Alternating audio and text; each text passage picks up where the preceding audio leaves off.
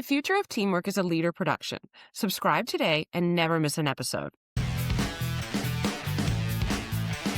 These little skills can make a massive difference in how people see themselves and therefore how they see their work and then what they do, because when people feel that they matter, they act like they matter. Welcome to the Future of Teamwork. My name's Dane Groeneveld, and today I'm joined by Zach Mercurio. Zach's got some cool titles. He's a researcher, he's a leadership development facilitator, and an author. His latest book is The Power of Mattering, and interestingly, I started 2025 with Mattering as my word of the year, and then your book comes out, and as you and I was talking about pre-show, it's definitely something people don't have a lot of in their lives right now, so it seems to be popping. Yeah, there's a couple of books that came out just this month, and I always say, yeah, when something becomes popular, you know people are not experiencing it. Yeah. Because it hits something, it hits a lived experience that people are having. And we're seeing that right now. I mean, it's coming up more and more. Yeah, that's awesome. Well, it's great to have you here, Zach. Tell us a little bit more about how you came to be doing this work. Like, where's all this energy coming from? Yeah, I mean, I think it all started by not experiencing meaning and mattering in a job. Yeah. I worked in advertising when I graduated university, and I was doing all of the right things. I mean, I had all the outward indicators of success, but I felt empty. And I saw the people around me. I mean, they would come into work every day, and really they would just talk about what happened last weekend and what was going to be happening the weekend coming up.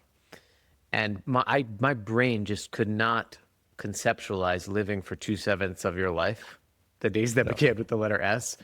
And so I started looking for other ways around me and talking to people. And I talked to cab drivers, bus drivers, people just around town who had jobs that seemed joyful. And I would ask them about their work. It was like an informal experiment just to give more meaning to my day.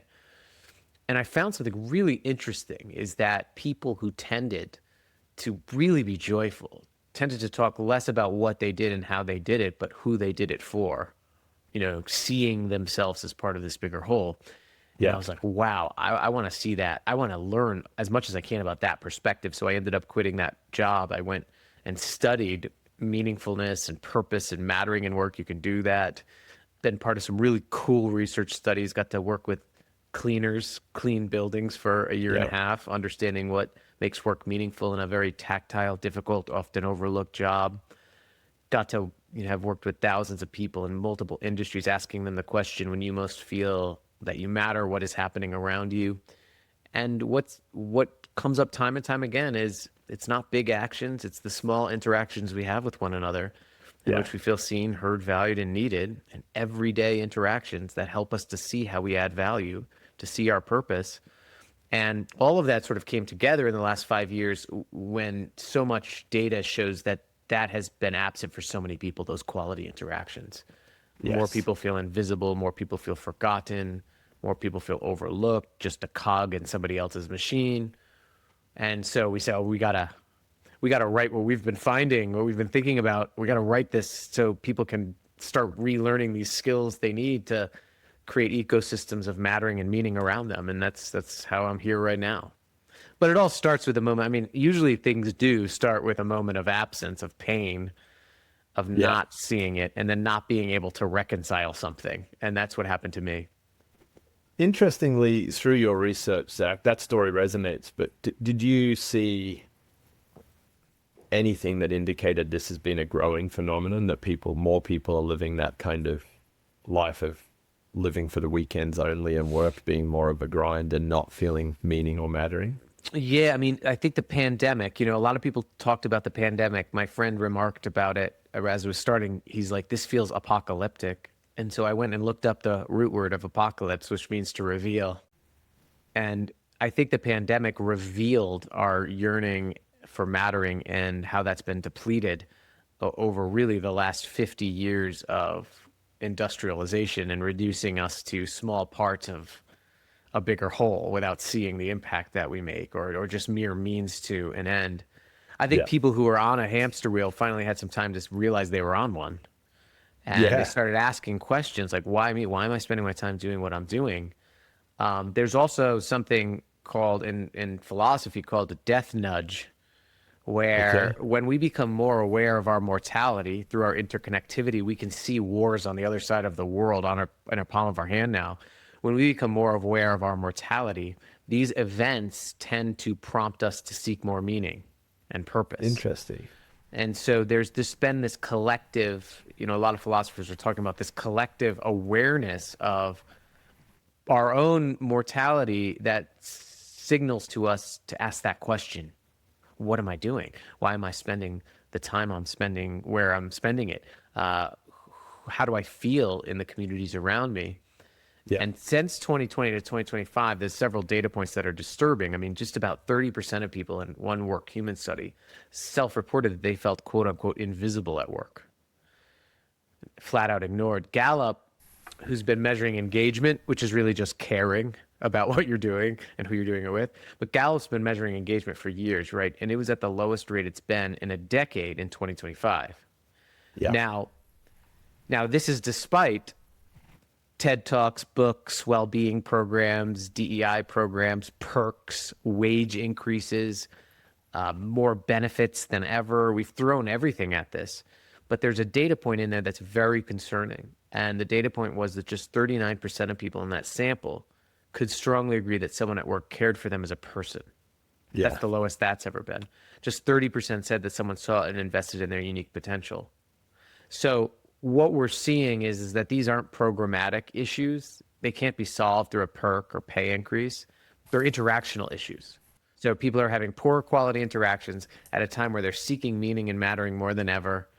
And this is resulting in really, a mattering deficit, a crisis of mattering that is affecting well-being, causing people to withdraw, withhold, or act out in desperation in toxic ways. Yeah. To get the attention that they're not getting in their communities and workplaces and relationships around them. No, that makes sense, and it resonates, and it hurts when you really pause Yeah. and think about feeling invisible or not feeling cared for. It's interesting, some research that we've been looking into, and one of my mentors, Dr. Ian McDonald, who works with systems leadership theory, he's talking about love instead of caring, and he actually thinks there's a meaningful difference in actually having love in our teams, in our communities, because caring can be, it's not that it can be put on, but caring is more of an act of doing something for someone else. Love is more like, how would I want my child to feel if they were in that same situation? How would I like them to be looked after? And there is a difference. Yeah, when you look at the research on what makes a high quality interaction, Yeah. there's a concept called companionate love that psychologists have identified. Got it. We often think of love, we think of passionate love, Yes. like romantic love, which is why love gets sort of like normed out of work conversations. Yeah. But companionate love is experiencing the behaviors of attention, of attunement, someone's attuned to you and your voice, of compassion, somebody regularly shows up for you and helps alleviate your struggle, and affirmation, like somebody knows and invests in your uniqueness and really honors that uniqueness. And so I like that term, companionate love, Yeah. and that idea of love in that realm. But when you look at those two things, one of the things that we found is that this meta need, like it's almost impossible to experience love without feeling that you matter to the person, without feeling seen, heard, valued, and needed. I mean, Yeah. there's research that's been done on that finds that it's almost impossible to be in a healthy, satisfied relationship in which you don't feel seen, heard, valued, and needed by the other person. Yeah. And so I think mattering, I love this intersection right now we're exploring of mattering and love, how mattering is a key mechanism for this companionate love. Yeah. I will say something. I think there's a difference between caring about people and caring for them, though. Yes. So I think caring about is what we typically think when we think about care. Like, I care about my people. Well, that's easy. That's a sentiment. That can be performative. It's like writing, Yes. our people are our greatest asset when you list them as an expense in your P&L sheet, right? 100%. But caring for somebody, I think, requires love, because to care for something, whether it's a house plant or a pet or a car or a person, to care for something means you have to understand it. Yes. Like if you're caring for a plant, you have to understand what kind of light it needs, how much water it needs. understanding takes time, it takes intention, it takes listening, it takes all of those attributes of companionate love. So I think it's important to distinguish care from caring about and caring for. I like that definition. Very hard to also 100%. care for something you don't love. Correct. Yeah. As I've found with a lot of plants in my life. Very hard. But you can't shortcut yet. You have a nice one behind you. It's dead. But there's it's no plastic. but there's no shortcut. This is Yeah. this is what brings us to where we are. There's no shortcut. I mean, you can't care for someone if you're in a hurry, if you're not paying attention to them, if you don't notice anything about them, if you don't know what their interests are.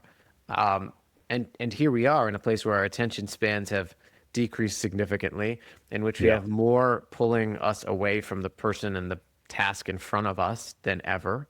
And in a time where we've simply lost a lot of the skills to seek understanding and pay attention to other people and care for them. So all this to say, I like the word love.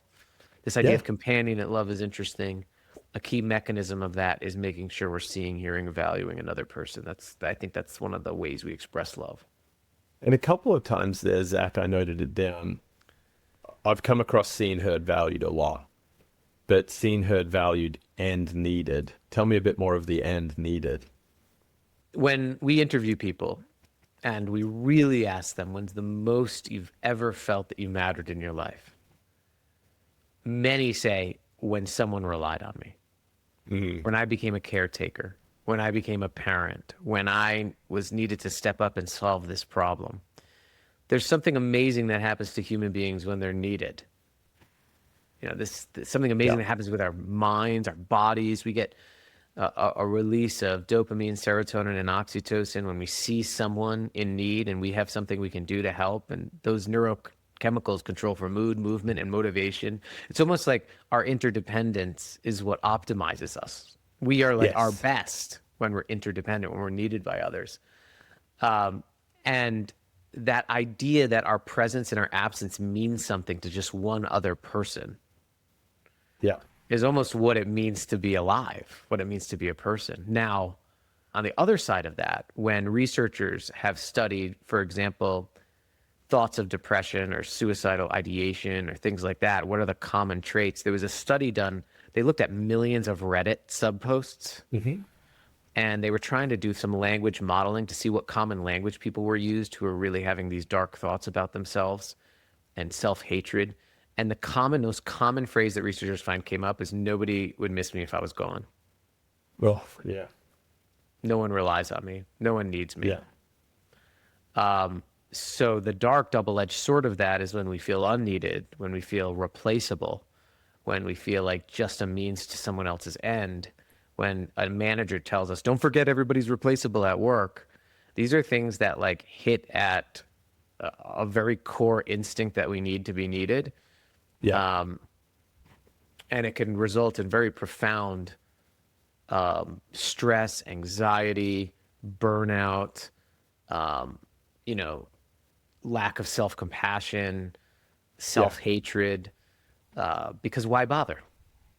I can see that actually, and the more you talk about it, I've read into a lot of papers around identity, and a lot of them will frame identity as, you need to know who you're serving. You talked about earlier, and that you build a lot of your identity around that. So when people retire, for example, or when the kids move out of home, or when they sell their business, they have these big identity crises because all of a sudden they're not needed in the way that they were needed by those people.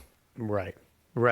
And, there's such thing as needing to matter too much as well. I mean, and you can weaponize this need to feel needed, and that's termed codependence. And that's a really destructive relationship type. When somebody makes you feel bad, it makes you feel that their well-being hinges upon you doing something.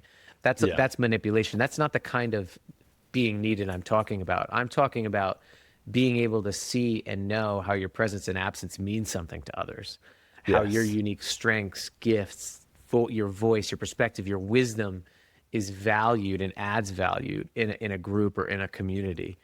And one of the some of the 5 most powerful words that we've heard interviewers say that they hear when they experience mattering in their lives is some version of "if it wasn't for you."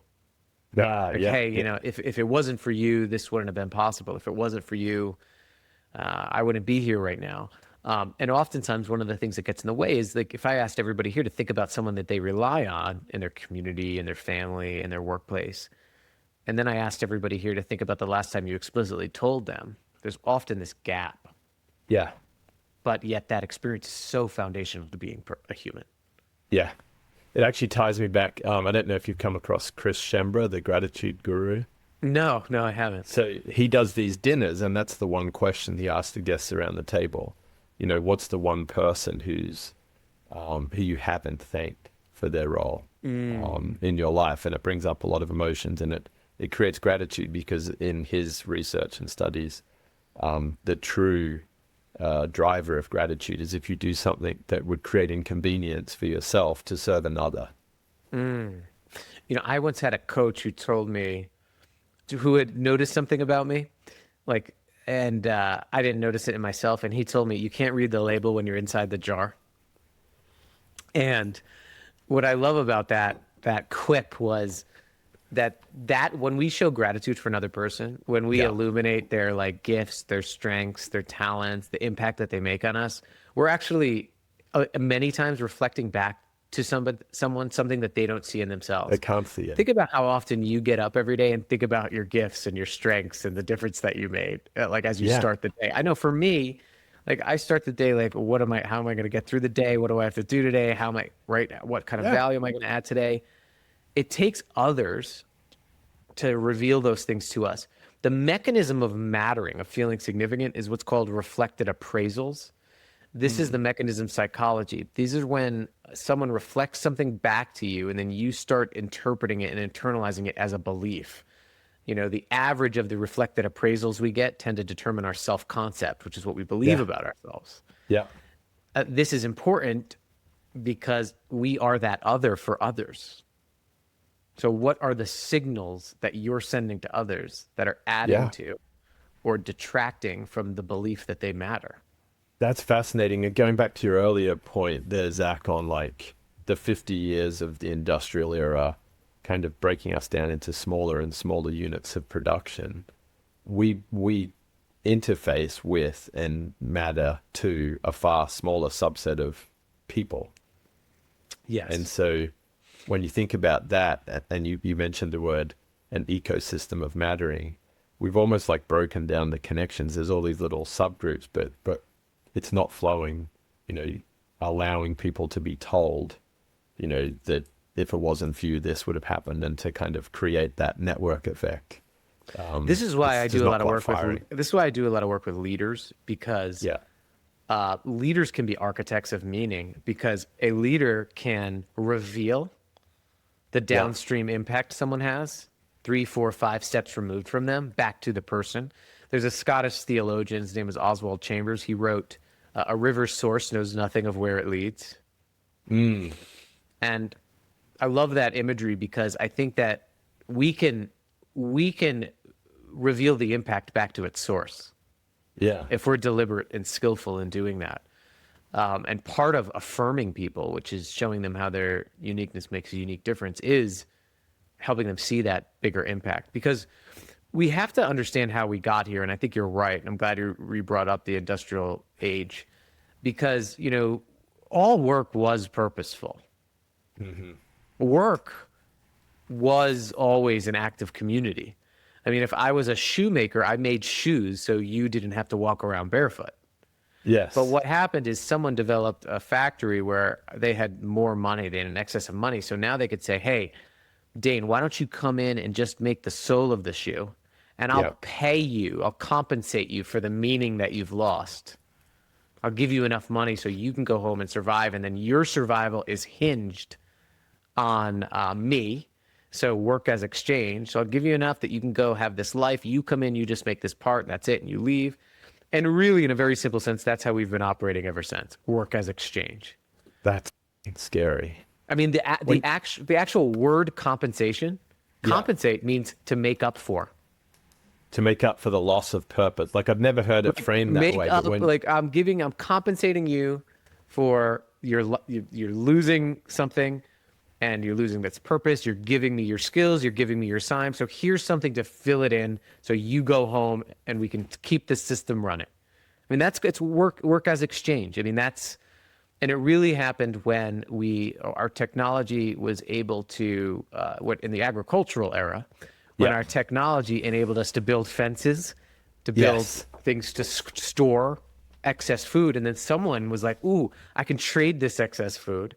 And that person became an administrator, right? Yeah. I can Yeah. administer this. I have this money. Now, if I have this money, now I can just pay people to come and suffer more and be okay with it to go home, and then their livelihoods connected to me paying them. And here we are. I mean, really. Yeah. And it served for a period of time because that exchange meant that you had a better quality of life. But then you go past that marginal point of return where you start to go over the hill and you're on the downward slide. Yeah, and then we transitioned to the technology, the information age, where then we had so much extra excess that we needed people to analyze it.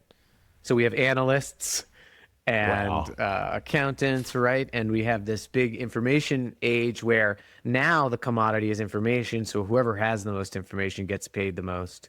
And then, but now we're in this place where this thing called artificial intelligence can now generate the information, share the information faster than we ever could.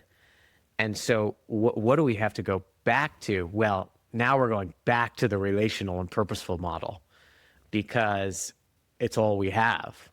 So like before all of this, work was purposeful and it was relational. You know, you went out, did hunting and gathering with other people for other people. You made shoes with other people for other people. You farmed with other people for other people. Then we started work as exchange. Then we got into the information age, the technology age, and here we are. And Manoush Shafiq, she used to be president, I believe, of Colombia. She said, you know, in the past, work was about bronze, about muscle, and now it's going to be about heart again. Oh, I love that. It's so interesting. So I'm a surfer, and this morning I went for a coffee with my wife, and I went down to the local cafe where the board shop is, and Jerry Lopez, famous, like I idolize the guy. He's just there at the desk working with this kid who sadly may not have even known who he was talking to, taking in some shapes that he's going to go away and shape for customers he'll never meet. And I felt a sadness just being like, oh my gosh, that's Jerry Lopez, and oh my God, the guys who are going to get his boards aren't even get the chance to talk to him about the shape. And so I can, that whole theme that you're talking about around relational and purposeful work. It is so human. And I think we're returning to that. And I think it's by necessity because, you know, AI can do our tasks. It can't take moral responsibility for them. Yeah. You know, AI can't care for us. AI can't love us. No. It doesn't, like, AI could like script this conversation, but it can't take responsibility for what we say and its impact on other people. So only humans can create human, caring, loving, trusting relationship with other humans. Yeah. So people are like, oh, Zach, I'm worried that I'll be replaced by AI. I'm like, you'll only be replaced by AI if you cease to be able to create caring, loving, trusting human relationships. Yeah. This is why the World Economic Forum and their most in-demand skills by 2030, things like empathy, active listening, compassion, curiosity, all made the list. Technological literacy is now 10th. Isn't that most wild? in-demand skill. Why is that? Well, because AI is necessitating us to return to what makes us human. But here's the kicker is that we're actually worse at it than ever. Yeah. Oh yeah. Those We've skills lost have been these lost. skills to do it, and this work of rebuilding and upskilling our essential human skills to see, hear, value, show people how they're needed is more important than ever. It's an imperative in my view. Totally. It's interesting you chose the word community earlier too. You said all work was purposeful. We were serving the community, and you and I pre-show were talking about the podcast Adam Grant did with Daniel Coyle, who wrote Flourishing. And Coyle in that podcast suggested the definition of community is to share gifts. So you don't build community, you share gifts, and the community creates around the sharing of gifts. And that just went pop. And what you're talking about is doing the same thing. It's like, hey, if we can get back to heart and seeing, valuing, understanding, hearing, giving to the people around us so that we can care for them, then that's gonna be the solution or the rebuild. Yeah, I love that. And I would add that for people to share their gifts in community, they first have to believe that they have them. So where's the gap there? So for people to contribute, they first have to believe they're worthy of contributing. Yes. And that's why I think, going back to what I talked about, like we are that other for others, reflecting back to people who they truly are, is people have to feel that they matter. They have to feel significant to act that way. I mean, when people feel, seen, heard, and valued by those around them and needed, they develop two beliefs: self-esteem, the belief that I'm worthy of being in this community, and self-efficacy, the belief that I'm capable of adding value here.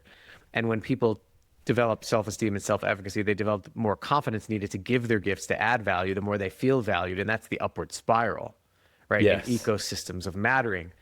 However, if you tell someone to contribute, maybe they're in a workplace every day where they're giving evidence of their insignificance every day, and they believe that they're insignificant. It's very hard to tell someone to engage. 100%. It's very hard to tell someone to care if they don't feel cared for. Yeah. It's very hard. Like disengagement, for example, everybody talks about engagement. Disengagement is not a signal of apathy. Yes. Right? It's a signal of self-protection. Yes. So like, I've been putting forth this effort, nobody sees me, so I'm going to protect my energy. I've been sharing my voice, but nobody hears me, so I'm going to protect my dignity. I'm just going to withdraw. So we need to solve that first. I mean, at the same time, to build true communities, we need to be rebuilding these relationships of mattering that reaffirm people's belief that they're worthy and the belief that they're capable, so that they can go share their gifts, which I believe is community. I would also add something to that too. All like work really is creative relationships. Yes. I mean, we're creating something together. And I've been loving seeing that lately, as like these are creative relationships. But too often there's relationships in work that are characterized by power over, by that work as exchange. Yeah. What are you going to do for me relationships versus creative, like co-relationships, which I think Coyle's also talking about when it comes to community. Yeah. So with that kind of takes me back to your point on the leaders as the architect of meaning. Because if people don't feel like they have that self-efficacy, and the leader a few levels above them in the organization can bring that to life one-to-one, and I would assume publicly, is that one of those sparks that we need more organizations to be bringing forward? I think so. I mean, I would also add that some people say to me, look, Zach, what if my leader doesn't do this for me? Yeah. And I always say, like, do you do it for them? So this stuff, like culture, is non-directional. Culture isn't bestowed on us from above magically. Yeah.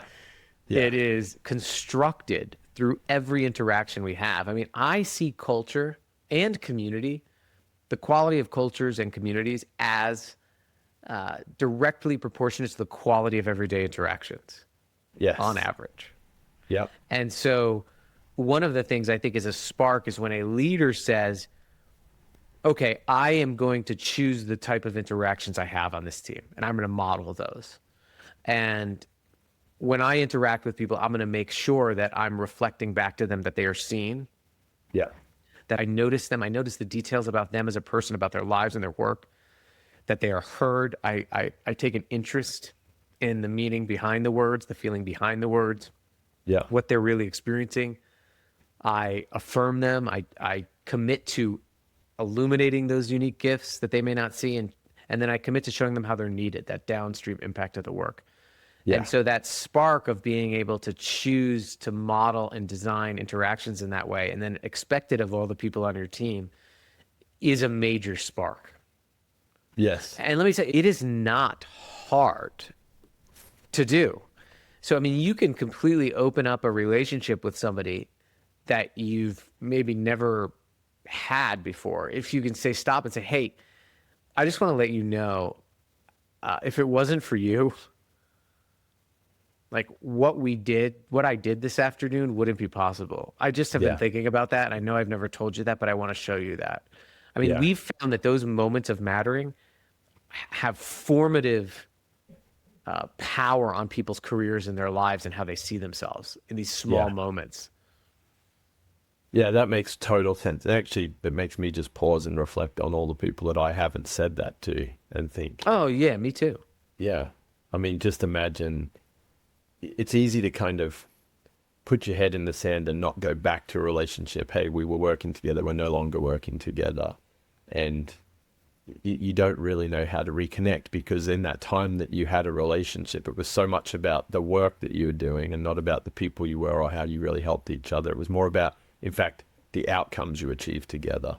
And so that there's a sadness that I think comes with that when you're like, I don't really know how to go back and connect. And your point of just saying, if it wasn't for you, that's how you do it. It's just that one simple Yeah, so I love how reflection. you said that. I love how you said, I don't know how to go back and connect. Yeah. Okay, the how is good because that means it's something we can learn to do. We can learn how to do that again. Yes. And one of the things I think we all have to grapple with is our skills to do this for all of us have decayed over the last 25 years since humans sent their first text message in December 1993. Yeah. Right. I mean, so, if you, Dane, give me some bad news, I can just give you a thumbs down emoji, say, oh, I'm sorry to hear that on Yeah. Slack or Teams or whatever platform we're using or text. And then I think I've done my moral duty. That's great for efficiency, right? But what we have lost, and what a lot of even social psychologists who are telling us to put down our phones have lost, is that every time I do that, I get out of the social repetition, social reps, they're called, social Yeah. situation, in which I have to seek understanding, show compassion, see how you're doing. And think about this in psychology, there's this concept called skill decay. Yeah. And it finds that a cognitive or social skill can decay within about 4 days starting of not using it.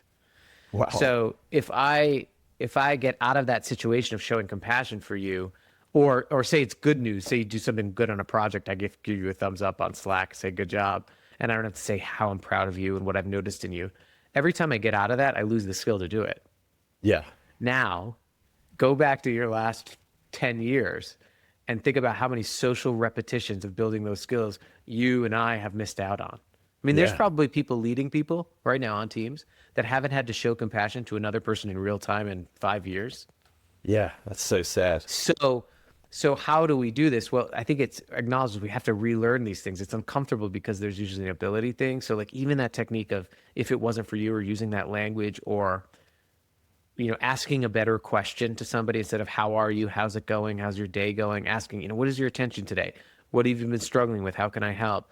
Like Yeah. going one layer deeper than the greetings. These little skills can make a massive difference in how people see themselves and therefore how they see their work and then what they do. Because when people feel that they matter, they act like they matter.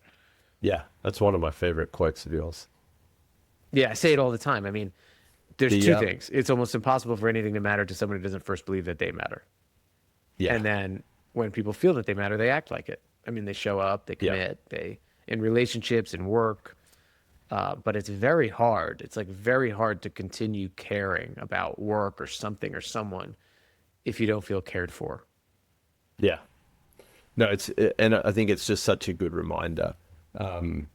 So I think what you've just discussed there works really well in a team within an organization because we can talk about how we're going to behave. I love your topic that culture is non-directional. It can come from anywhere.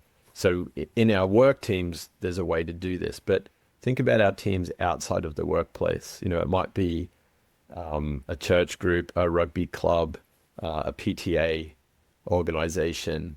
How do you see it showing up differently, or are there particular areas that members of those teams can be thinking about bringing this mattering to life? Yeah, it's funny. I mean, the only reason why I wrote this book, and did this work directed towards leaders in organizations, is because they needed a target market for me. Yeah, But that sounds but right. literally, but this is all. I mean, I could have wrote this book about any interpersonal relationship you have. I mean, so think about this question. When you most feel that you matter to others, what are they doing? And what we've found is that there's three elements of interactions that matter, that create a sense of mattering. One, when you feel noticed. So what this means is that you have to be a noticer. Like, notice is feeling seen and heard. We talked a little bit about that. We also feel that we matter when we feel affirmed. Not just appreciated or recognized. Appreciation is when someone shows you gratitude for who you are, right? You can do that in an event, in a free meal or an award. Recognition is showing gratitude for what you do, but affirmation is showing you how only you could have done it. Yes. Affirmation is revealing someone's uniqueness and then showing them how they make a unique difference. And then the third is helping them feel needed. So I think as you're going through your relationships every day, whether it's in a church group or on a team, the question becomes am I making sure that people I interact with on a daily basis feel noticed, affirmed, and needed? I mean, one of the best ways to start, for example, is, and I have worked with coaches for some high-level athletic teams on this, is when you're saying thank you or good job to somebody, which we all do in all the different teams in our lives, right? We say thank you or thanks for that. Thank you, right? But as humans, we have a desperate need for uniqueness relative to others. So generic praise or generic thank yous don't work really well in terms of improving our well-being or self-concept. But what does work is that anytime you say thank you, for example, just describe exactly when and where whatever you're thanking them for happened. So describe the setting. That helps you become a noticer. Then name the behavior very specifically. Hey, I noticed at the beginning of this podcast, you were very open body language and you were very deeply interested in what I was doing and working on and what was exciting to me. But then name their gifts. All humans bring us 4 gifts in every community and team. The first is they bring us their strengths, what they love and what they're good at. They bring us their perspective, how only they see the world. They bring us their wisdom, what only they can teach us. And they bring us their purpose, what's missed when they're gone, the unique impact on the group. So you could say, hey, I really noticed that, you're incredibly intentional and you want to create a really welcoming space for the group, right? So I acknowledged your intentionality. But then finally show them the impact that it had on you. And this is what it enabled us to do. Like if I was able to be more comfortable on this podcast and someone took one thing away and are going to go use that to make someone feel that they matter, that's because of you and your presence and intentionality, Dane, so thank you.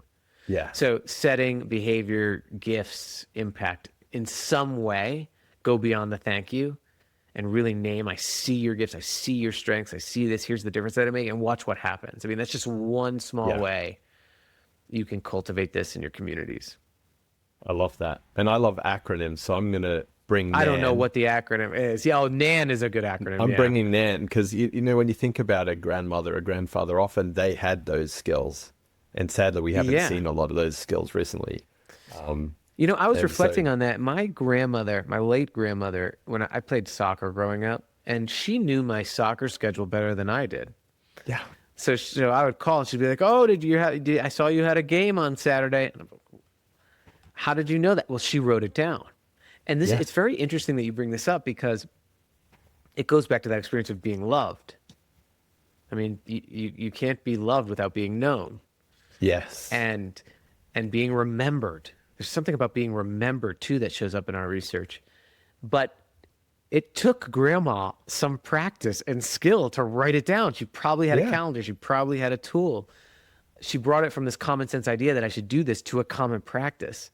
And I think that that's what we're seeing across teams and leaders is you bringing this common sense idea of love, of showing people how they matter and making sure it becomes a common practice that's as rigorously pursued as our operational goals or financial metrics or whatever it is. But I'm glad you brought that up because a lot of people will say, oh, well, I have this person who does this for me. She's just amazing. She's just good with people. But I'm like, no, they do they're doing something. They have a skill. They have a practice. It's the how again. It's the how. And we can relearn how to do those things.